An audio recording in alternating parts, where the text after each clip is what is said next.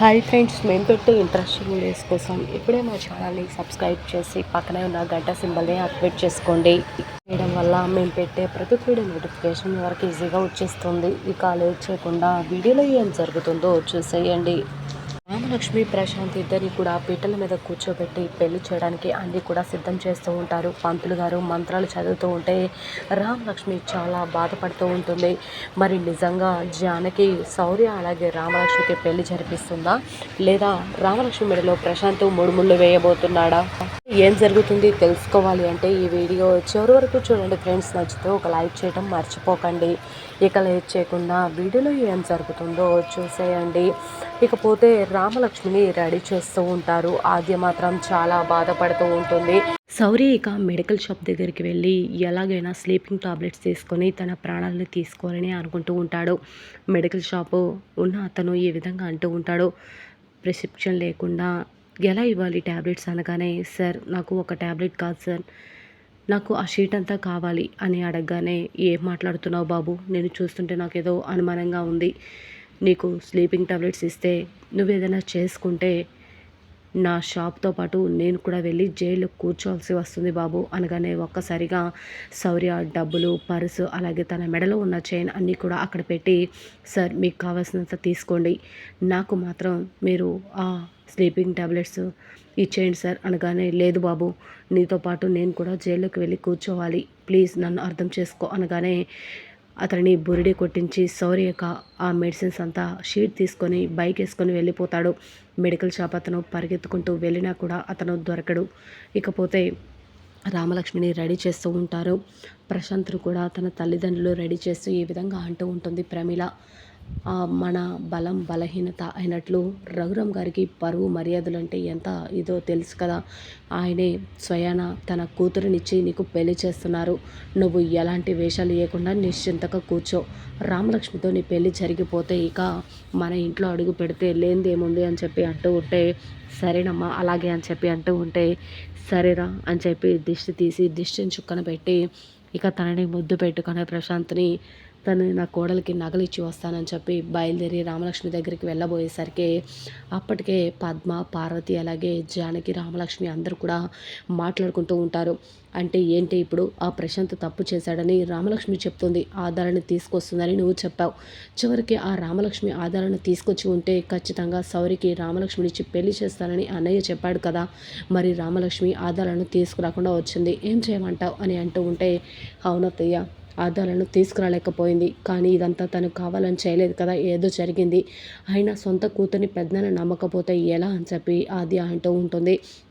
అప్పుడే ఇక రామలక్ష్మి ఏడుస్తూ ఉంటే ప్రమీల వచ్చి, ఏంటి ఇంకా నా కోడలు రెడీ కాలేదా, నగలు తీసుకొచ్చాను అని చెప్పి నగలన్నీ కూడా చూపిస్తూ ఉంటుంది.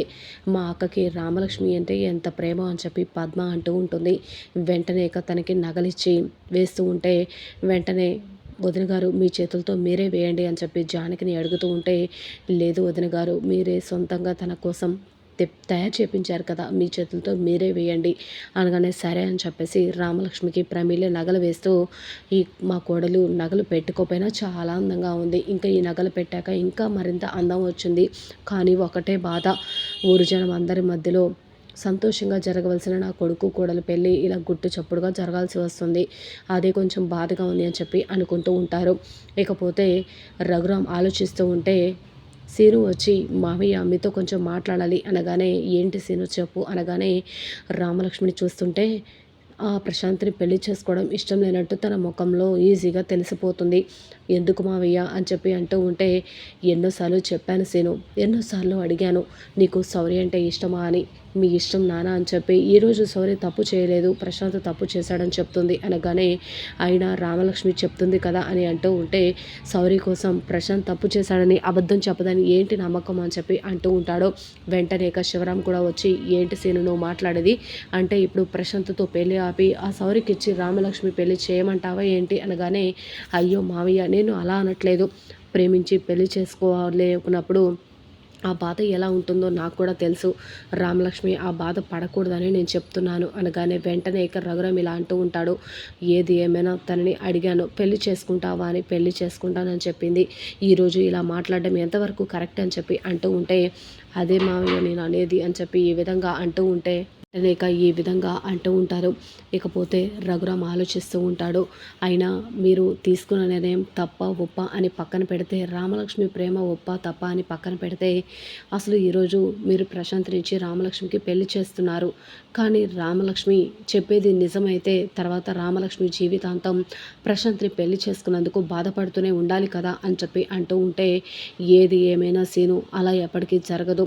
ప్రశాంత్‌ని కావాలనే తను ఇరికిస్తుందని అర్థమవుతుందని చెప్పి శివరాం అంటూ ఉంటాడు. శ్రీను చెప్పే మాటల్ని వినిపించుకోకుండా అక్కడి నుంచి రఘురామ్ వెళ్ళిపోతాడు. ఇకపోతే చారు మాత్రం సీనుబావ అని చెప్పి సీను వెంట పడుతూ ఉంటుంది. ఏంటి అనగానే గుడి చుట్టూ ప్రదక్షిణాలు చేసి మనం కూడా కొబ్బరికాయ కొడదాం అని అంటూ ఉంటే, ఇంకా ఎక్కడ కొడతావు, నా నెత్తిన కొట్టు అని చెప్పి సీను కోపంతో వెళ్ళిపోతాడు. బయటకు దొంగ స్వామీజీ జాతకాలు చెప్తూ ఉంటే చారు అక్కడికి వెళ్ళి, నాకు పెళ్ళైంది కానీ స్వామీజీ మా బావతో నాకు ఇంకా శోభనం కాలేదు అని అడుగుతూ ఉంటుంది.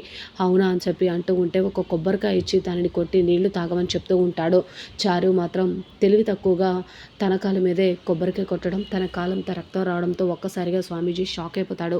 ఏంటమ్మా ఇది, ఏం చేస్తున్నావమ్మా నువ్వు అని అంటూ ఉంటే, స్వామీజీ మీరే కదా కొబ్బరికాయ కొట్టి నీళ్లు తాగమన్నారు అనగానే, అంటే నువ్వు నా కాళ్ళ మీదే కొబ్బరికాయ కొట్టి నాకే రక్తం తెప్పిస్తావా అని చెప్పి అంటూ ఉంటారు స్వామీజీ. ఏది ఏమైనా సొంత తెలివితేటలతో చారు ఇక అంటూ ఉంటుంది, నన్ను మా బావని ఒకటి చేయండి స్వామీజీ అని అంటూ ఉంటే, సరేనమ్మా ఇవిగో తాయితులు, ఇవి తీసుకెళ్ళి మీ బావ చేతికి కట్టు, నువ్వు కూడా ఒకటి కట్టుకో అనగానే సరే అని చెప్పేసి తాయితులు తీసుకొని వెళ్తుంది. ఇకపోతే జానకి మాత్రం రామలక్ష్మికి ఓదారుస్తూ ఉంటుంది. అమ్మ రామలక్ష్మి, నువ్వు ఇంకా ఆశలు పెట్టుకోకు, మీ నాన్న నీ పెళ్ళిని ఆ ప్రశాంత్‌తోనే నిర్ణయించేశారు. ప్రశాంత్‌ని పెళ్లి చేసుకొని నువ్వు సంతోషంగా ఉండాలని అనుకుంటున్నాను. కానీ శౌర్య దుర్మార్గం అందరికీ తెలిసినట్టు ప్రశాంత్ దుర్మార్గం కూడా తెలియచేయాలని నువ్వు వెళ్ళావు. కానీ అది బయటపడలేదు. ఏది ఏమైనా నువ్వు సంతోషంగా ఉండాలమ్మా అని చెప్పేసి అంటూ ఉంటుంది. ఆద్య మాత్రం పెద్దనాన్న రామలక్ష్మిని అర్థం చేసుకున్నందుకు నాకు చాలా బాధగా ఉంది పెద్దమ్మ అని చెప్పి ఏడ్చుకుంటూ అక్కడి నుంచి వెళ్ళిపోతుంది. ఇక జానకి రామలక్ష్మిని పట్టుకొని ఏడుస్తూ ఉంటుంది. మరి నిజంగా సీను చెప్పిన మాటల గురించి రఘురామ్ ఆలోచించబోతున్నాడా? స్లీపింగ్ టాబ్లెట్స్ తీసుకువెళ్ళిన శౌర్య ఇక స్లీపింగ్ టాబ్లెట్స్ మింగి తన ప్రాణాల మీదకి తీసుకొచ్చుకుంటే రామలక్ష్మితో నిజంగానే ప్రశాంత్ పెళ్లి జరగబోతుందా? లేదా రామలక్ష్మికి అలాగే శౌర్యకి నిజంగా జానకి పెళ్లి చేయబోతుందా? ఏం జరుగుతుంది అనేది చూడాల్సిందే.